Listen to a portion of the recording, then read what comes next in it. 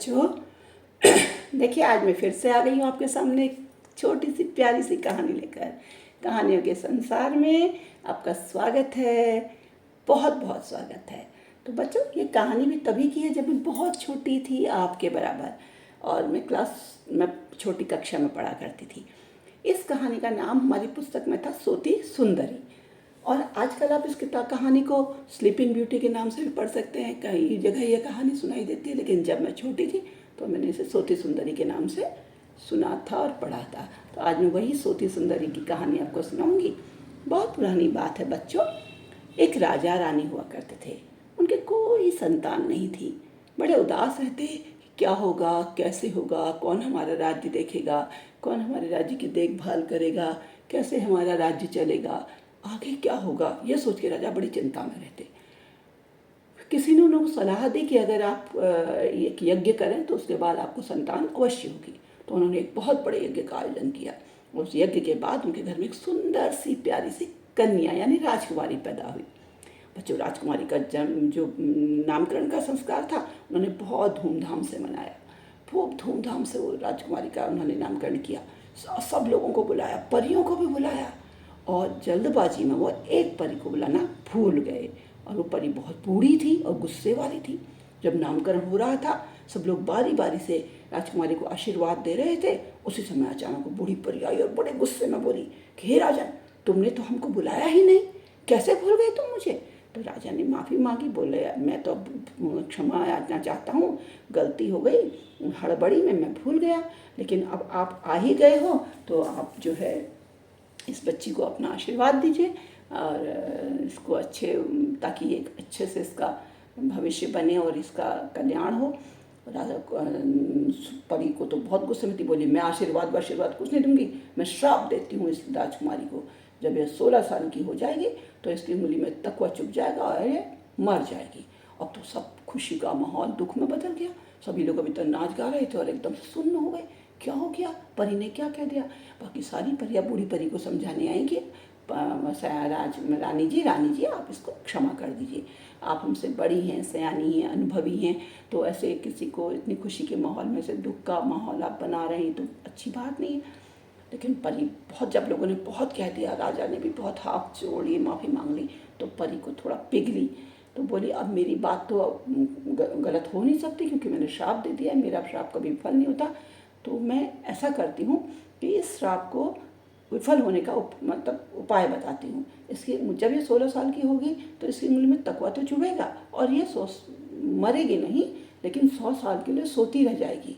और उसके बाद एक राजकुमार आएगा और इसको जगाएगा तो ये जिंदा हो जाएगी, और फिर ये आराम से खुशी खुशी जीवन बिताएगी। राजा रानी चलो खुश हो गए, चलो ठीक है जो भी है। अब बाला राजकुमारी महलों में बड़ी होने लगी, सहेलियों के साथ खेलती, खिलखिलाती, इधर उधर उछल कूद करती, नन्हे नन्हे खेल दिखाती, सब बहुत खुशी खुशी उसका दिन बीत रहा था और लोग इस बात को भूल गए। और जब राजकुमारी अचानक 16 साल की हो गई, समय बीतते क्या पता लगता है, 16 वर्ष के बाद राजकुमारी एक दिन खेलते खेलते अपने महल की सीढ़ियों से, ऐसे गोल गोल सीढ़ियाँ थी, उन सीढ़ियों में चढ़ते चढ़ते छत में जा पहुंची महल के। और देखते क्या, वहाँ एक कमरा है जहाँ एक बूढ़ी सी अम्मा जो है चरखा चला रही है ऐसे, और सूत काट रही है। तो वो अंदर गई तो वो बूढ़ी अम्मा जो बेटा वही परी थी। तो बूढ़ी अम्मा बोली, बूढ़ी अम्मा आप क्या कर रहे हो। बोले मैं तो चरखा काट रही हूँ, तुम भी काटोगी। बोली हाँ मम्मा मुझे भी सिखा दो। बोली आओ बैठो। अब वो बैठ गई वहाँ, और जैसे ही वो चरखा काटने लगे तो जो उसका तकवा होता है ना, सुई, वो उसकी उंगली में चुभ गई, और वो वहीं पर एक पलंग पड़ा हुआ था, वो उसमें गिर पड़ी और सो गई। और बच्चों, राजकुमारी के सोते ही क्या हुआ कि सारा महल सो गया। जो जो काम कर रहा था वो वैसे ही सो गया। जो खाना बना रहा था वो खाना बनाते बनाते सो गया। जो सफाई कर रहा था वो सफाई करते करते सो गया। पहरेदार पहरा देते देते सो गए। राजा रानी दरबार में बैठे थे, वो दरबार में अपने सिंहासन पर बैठे बैठे सो गए। जो जहाँ था वैसे ही सो गया, और एकदम से हलचल भरा, आनंद भरा माहौल सुनसान हो गया। ऐसे ही बच्चों धीरे धीरे करके 100 साल बीत गए। 100 साल के बीतने पर एक राजकुमार को एक सपना आया कि कहीं दूर एक महल है जहाँ एक राजकुमारी 100 सालों से सो रही है, तो तुम जाओ और उसको जगाओ। तुम ही वहाँ के राजा बनोगे। राजकुमार को बड़ा उठा तो उसे बड़ी अजीब सा लगा। उसने अपने पिता से कहा कि वहाँ मेरे आज ऐसा सपना है।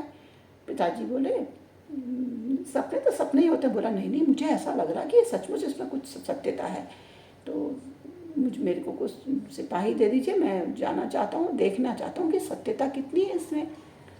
राजा ने कहा ठीक है, अब राजकुमार कहाँ मानेगा। उन्होंने कहा जाओ, घूमना ही हो जाएगा तुम्हारा। राजकुमार घोड़े में चल दिया। चलते चलते चलते वो उस जगह पर पहुंचा। उसे वो जगह सपने से की तरह पहचानी सी लगी। उसने देखा कि आसपास का माहौल तो वही है। तो उसने लोगों से पूछा भाई यहाँ एक ऐसा महल है जो कई सालों से बंद है और 100 साल से एक राजकुमारी सो रही। लोगों ने कहा है हमें तो पता ही नहीं है, 100 सालों से कहाँ क्या हो रहा है, हमको तो कोई 100 साल के हैं नहीं, तो कोई हमारे बुजुर्गों ने देखा होगा तो हमें पता नहीं। तो ऐसे ही एक दिन एक जंगल से लकड़हारा आया था। बोला हाँ हाँ, एक जंगल में महल जैसा दिखता तो है, बड़ी झाड़ झंकाड़ के बीच में पड़ा, बहुत ही बड़ी बड़ी झाड़ियों के बीच में महल सा तो है, बहुत पुराना। मुझे राजकुमार बोला ठीक है, मुझे उसका पता बता दो। राजकुमार चला गया, घोड़े में बैठा। घोड़े में बैठा, देखा जाए रास्ते में बड़ी बड़ी कटीली झाड़ियाँ उगी हैं। अपनी तलवार से उन कटीली झाड़ियों को काटता जाता, आगे बढ़ता जाता। और इस तरह उसने आसपास सारी झाड़ियाँ साफ कर दी और सामने देखा एक बहुत सुंदर सा महल को देखकर राजकुमार को बड़ा आश्चर्य हुआ। वही सपने में देखा हुआ महल, बिल्कुल वैसा ही। अब तो उसे विश्वास हो गया कि जो सपना उसने देखा था बिल्कुल सच था। बिना समय गंवाए वो तो फटाफट महल की सीढ़ियाँ चढ़ने लगा। चढ़ते चढ़ते वो टॉप ऊपर पहुँचा और देखा एक दर का कमरा जो खुला हुआ है, उसमें एक राजकुमारी पलंग पर बहुत खूबसूरत राजकुमारी सोई हुई है। थोड़ी देर तो वो सोचने में रह गया कि राजकुमारी सचमुच की है या कोई मूर्ति है इतनी खूबसूरत। तो उसने उसे धीरे से उसके सिर पे हाथ रखा देखने के लिए कि सचमुच की है या क्या है। और उसके छूते ही राजकुमारी ने आंखें खोल दी, उठकर बैठ गई। बोली अरे आप कौन हो? बोला मैं तो राजकुमार हूँ और मैं यहाँ आया हूँ। तो बोली अच्छा, मैं यहाँ क्या करी? तो मेरा महल है, अब मेरे महल में ऐसे कैसे आ गए? उसने कहा नहीं, आप तो कई 100 सालों से सोई थी, मुझे सपना आया था ऐसा, और इसलिए मैं आपको देखने यहाँ आया और देखा कि सचमुच आप सोई भी हैं, और मैंने जैसे ही आपको छुआ आप जाग गए। राजकुमारी बहुत खुशी, बोली अच्छा। तो फिर फटाफट उतर के नीचे महल में आए तो देखा जो जैसे राजकुमारी के जागते ही सारा महल जाग गया। खाना बनाने वाला खाना बनाने लगा, झाड़ू सफाई करने वाला सफाई करने लगा, कपड़े धोने वाला कपड़े धोने लगा, जो द्वारपाल थे वो पहरा देने लगे। और देखा तो राजा रानी भी अपने महल में दरबार में जाग गए, सारे दरबारी जाग गए। अचानक से महल में रौनक आ गई और हो हल्ला होने लगा। तब तक राजकुमार राजकुमारी महल में दरबार में राजा के पास आए। बोले, राजा ने उन्हें प्रणाम किया। उन्होंने कहा महाराज। तो उन्होंने कहा तुम कौन हो? ये तो हमारी बेटी है। उन्होंने कहा ऐसा ऐसा हुआ। उसने राजकुमार ने उसे सारी बातें सच सच बताई जैसा हुआ था। राजा जी बोले, महाराज बोले कि ये तो आपने बहुत ही अच्छा किया, हम आपका कभी उपकार भूल ही नहीं पाएंगे। तो अगर आपके हमारी माने या आपको स्वीकार हो तो आप हमारी राजकुमारी से शादी कर लीजिए, क्योंकि ये सारा राजपाट हमारा इसी का है, और आप यहाँ के राजा बन जाइए, हम आपका राजतिलक कर देते हैं। राजकुमार ने खुशी से उनकी बात मान ली। राजा ने राजकुमारी की शादी राजकुमार से कर दी, और क्या हुआ कि राजकुमार को वहाँ का राजा बना दिया। तो देखो बच्चों, कैसा होता है जीवन में, कोई कहाँ, लेकिन सोचो जरा, क्या कभी ऐसा हो सकता है कोई भी 100 साल तक सोता रह सकता है? लेकिन कहानियों में ऐसा होता है, वास्तविक जीवन में तो नहीं हो सकता। वास्तविक जीवन में तो बिल्कुल कुछ अलग ही तरह का होता है, लेकिन कहानियों के संसार में सब कुछ हो सकता है। हर मज़ेदार घटना हो सकती है, जैसा आप चाहो वैसा कहानी लिख सकते हो। तो क्यों ना तुम भी एक ऐसी कहानी बनाओ जिसमें कोई मज़ेदार सी घटना, विचित्र सी बात हो, जैसा आपने देखा हो ना सुना हो, है। तो आप ऐसी कहानी बनाइए और मेरे कमेंट बॉक्स में मुझे लिख कर भेजिए कि आपको ये कहानी कैसी लगी। तो बच्चों, ये कहानी को सुनकर अपने दोस्तों को सुनाना, साथियों को सुनाना, मोहल्ले के लोगों को सुनाना, मम्मी पापा को सुनाना, और अपने स्कूल के बच्चों को, साथियों को भी सुनाना। स्कूल में, अपने विद्यालय में अपनी मैम को भी सुना सकते हो सकता है उन्होंने भी बचपन में ये कहानी पढ़ी हो। अब आपको सोती सुंदरी के नाम से तो कहानी नहीं मिलेगी, लेकिन स्लीपिंग ब्यूटी के नाम से इंग्लिश में कहानी आपको बहुत जगह मिल जाएगी। तो आप इंग्लिश में इस कहानी को पढ़ सकते हैं। अगली कहानी लेकर फिर मैं अगली बार आऊँगी, सुंदर सी कोई और कहानी लेकर, अपने बचपन की भी लेके आ सकती हूँ। और तब तक के लिए आपसे टाटा, बाय बाय।